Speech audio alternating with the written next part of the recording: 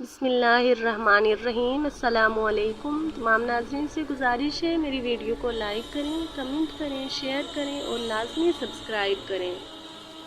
شان محبوب خدا صلی اللہ علیہ وآلہ وسلم۔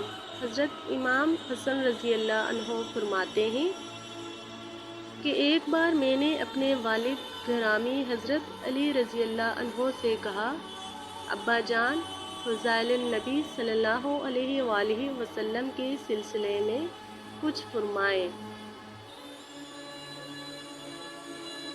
تو حضرت علی رضی اللہ نے فرمایا، حسن، اگر دونوں جہان فضائل النبی بیان کرنے لگیں پھر بھی وہ حضور صلی اللہ علیہ وآلہ وسلم کی توصیف کماح بیان نہیں کر سکتے،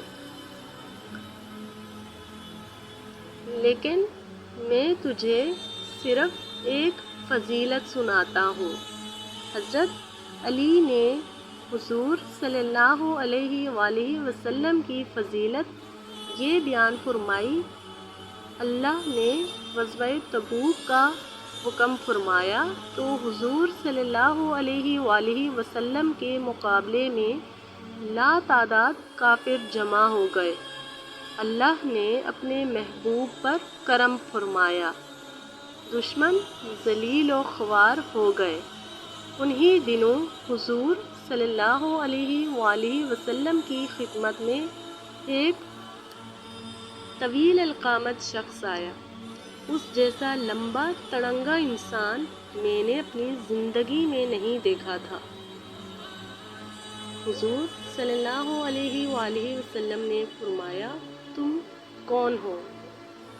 حضور، میں موسیٰ علیہ السلام کی اس قوم کا ایک فرد ہوں جس کے بارے میں اللہ تعالیٰ نے قرآن میں فرمایا ہے، یا موسیٰ اِنَّ فِیہا قَوْمًا جَبَّارِینَ۔ اتنی لمبی عمر ہے تمہاری؟ جی ہاں، میں نے 2150 سال تک اللہ کی عبادت کی ہے۔ اتنی لمبی عمر کا راز کیا ہے؟ آپ سے اور آپ کی امت سے محبت یا رسول اللہ۔ اجنبی نے بات جاری رکھتے ہوئے عرض کیا، جب موسیٰ علیہ السلام کا وصال ہوا تو اللہ تعالیٰ نے یوشع علیہ السلام کو ظاہر فرمایا، میں ان کے لشکر میں تھا۔ ان کے لشکر میں 400 جھنڈے تھے جن پر لا الہ الا اللہ محمد الرسول اللہ مکتوب تھا۔ حضرت یوشع علیہ السلام نے دعا فرمائی، الہی، محمد اور امت محمد صلی اللہ علیہ وآلہ وسلم کے صدقے میں ہمیں فتح عطا فرما۔ دعا کے بعد انہوں نے وہ جھنڈے شہر کے گرد گاڑ دیے۔ تیز ہوا چلی تو جھنڈے لہرانے لگے، جھنڈوں سے درود شریف کی آوازیں آنے لگیں۔ ہمارے دل مضبوط ہو گئے، ہم جان گئے کہ یہ اسم محمد کی برکات ہیں۔ شہر کے دروازے کھل گئے۔ حضرت یوشع علیہ السلام لشکر سمیت شہر میں داخل ہو گئے۔ شہر فتح ہو گیا، کافر ذلیل و خوار ہو گئے۔ پھر حضرت یوشع علیہ السلام اپنے لشکر سمیت اس شہر میں چلے گئے۔ میں بھی ان کے ہمراہ تھا۔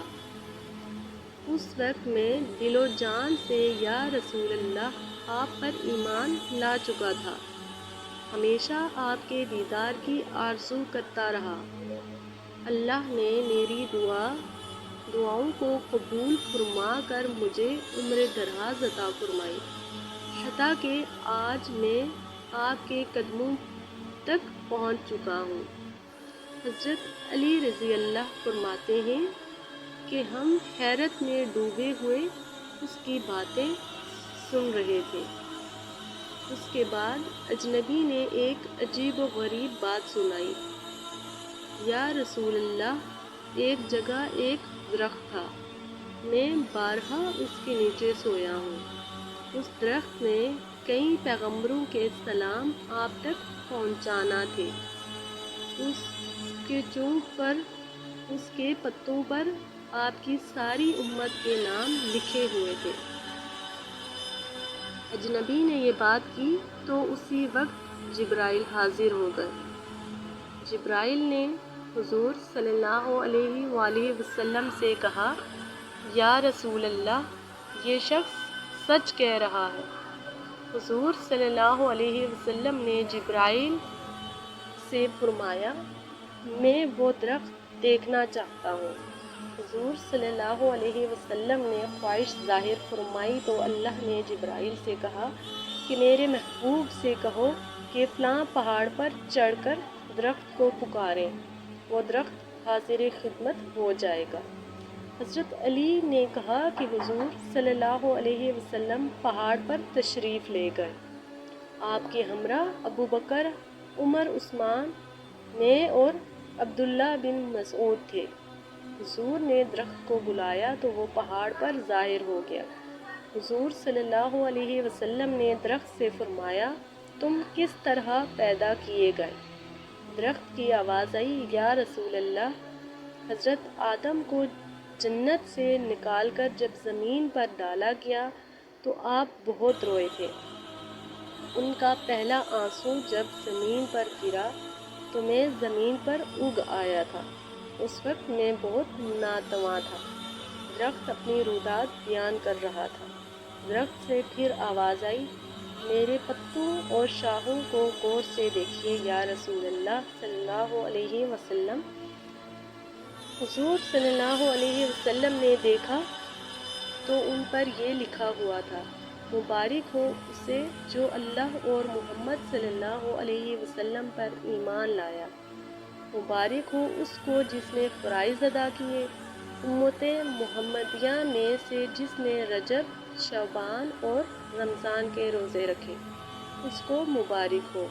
درخت نے پھر عرض کیا، آدم سے لے کر آپ تک ہر نبی نے میرے سائے تلے عبادت کی ہے، اور ہر نبی نے ایک دوسرے سے یہ کہا ہے کہ ہمارا سلام محمد صلی اللہ علیہ وسلم تک پہنچا دینا۔